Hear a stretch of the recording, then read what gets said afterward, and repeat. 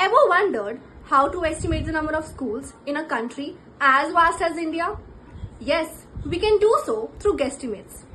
Guesstimates are quite frequently asked in consulting interviews and are designed to assess your problem solving and analytical skills. So now let's solve a guesstimate together. We are required to estimate the number of schools in India. Before starting a solution, it is crucial to clarify some preliminary questions such as: are we considering all type of schools, primary, secondary and higher secondary, or should we focus on a specific category? In this case, we are required to consider all type of schools. You should also clearly state your assumptions to the interviewer. For example, in this case, we will assume that the only children between the ages of 5 to 18 attend school.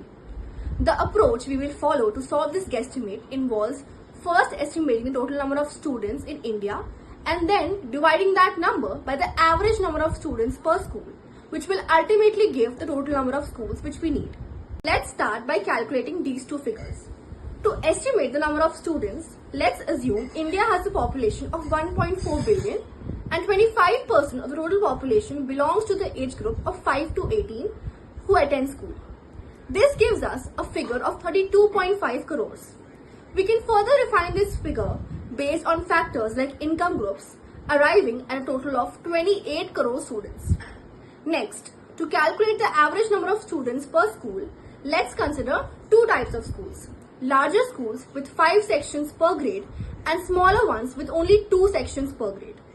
Assuming a class size of 60 students and multiplying by 14 grades from LKG to 12th standard, we arrive at an average of 2450 students per school. Dividing the earlier calculated figure by the number, we would estimate the number of schools in India to be around 1.14 lakhs. Thank you so much and stay tuned to our channel for more insightful content.